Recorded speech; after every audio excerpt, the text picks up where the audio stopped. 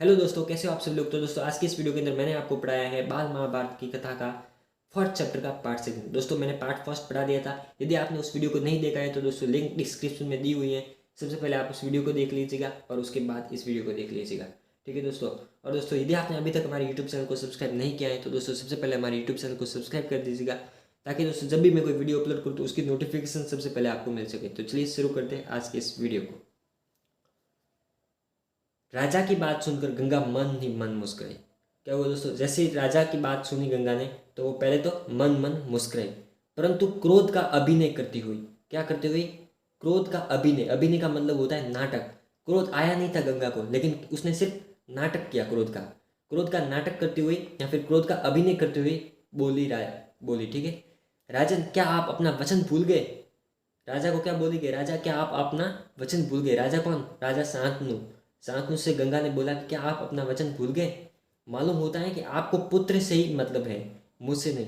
दोस्तों गंगा ने क्या मतलब वचन दिया था राजा शांतनु से कि मैं कोई भी काम करूंगी, कब आप कभी भी मेरे काम के लिए मुझे नहीं रोकेंगे, या फिर मुझे आप कोई भी किसी भी प्रकार का प्रश्न नहीं पूछेंगे, और यदि जिस दिन आपने मुझसे प्रश्न पूछा उस दिन मैं आपको सदा सदा के लिए छोड़कर चली जाऊंगी। और उस दिन राजा ने उस गंगा से प्रश्न पूछ लिया था। अब दोस्तों किस लिए प्रश्न पूछा, क्यों प्रश्न पूछा, वो तो दोस्तों मैंने पार्ट फर्स्ट के अंदर कवर कर लिया है। तो दोस्तों आप उस वीडियो को जाकर देख लेना, ठीक है दोस्तों।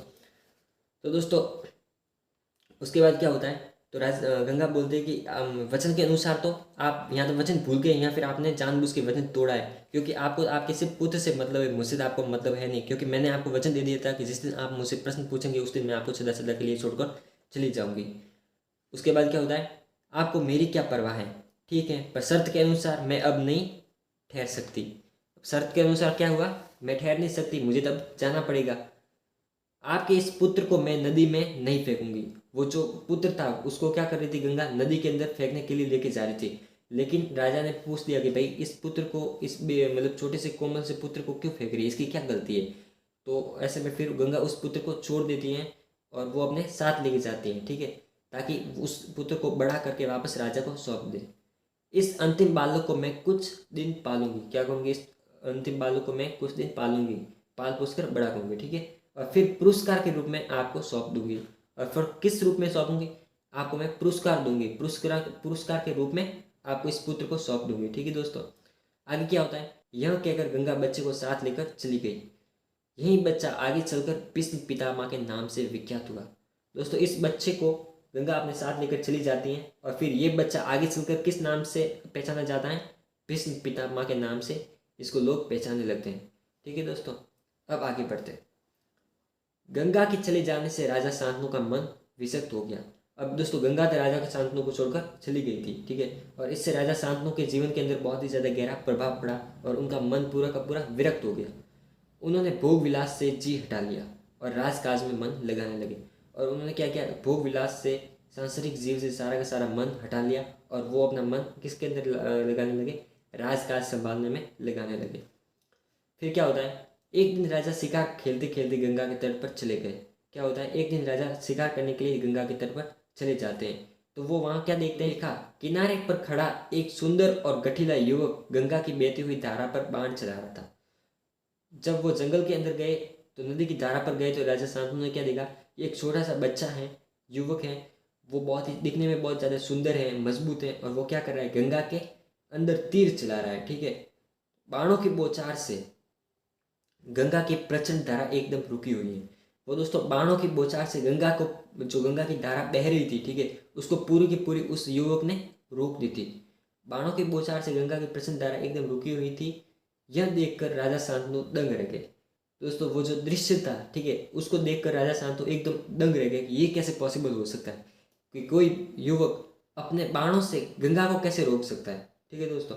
आगे क्या होता है, इतने में ही राजा के सामने स्वयं गंगा आकर उपस्थित हो गई। गंगा ने युवक को अपने पास बुलाया और राजा से बोली।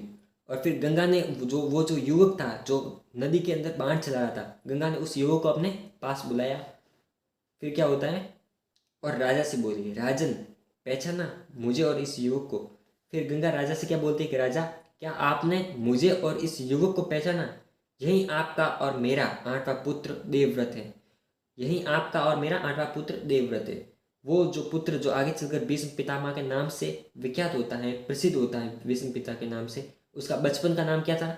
देवव्रत था। दोस्तों इसको याद रखना, ठीक है। भीष्म पितामह का बचपन का नाम क्या था? देवव्रत था, ठीक है। और वो मतलब कौन सा पुत्र था, किस नंबर पे वो पुत्र था? 8वां पुत्र था, ठीक है दोस्तों। ये भी प्रश्न पूछे गए कि भाई वो कौन सा पुत्र था, तो 8वें नंबर पे वो जो देवव्रत था वो 8वें नंबर पे पुत्र थे, ठीक है। महर्षि वशिष्ठ ने इसे शिक्षा दी है। और दोस्तों देवव्रत को शिक्षा किसने दी थी? महर्षि वशिष्ठ ने, ठीक है।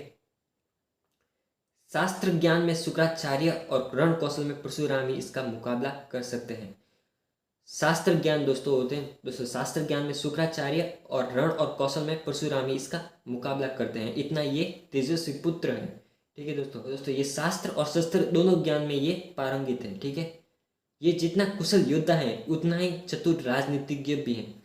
गंगा ने क्या बोला कि ये जितना कुशल योद्धा है, जितना ये ताकतवर और कुशल योद्धा है, उतना ही कुशल ये चतुर राजनीतिज्ञ भी हैं। मतलब राजनीति में भी बहुत काफ़ी ज़्यादा चतुर है, ठीक है।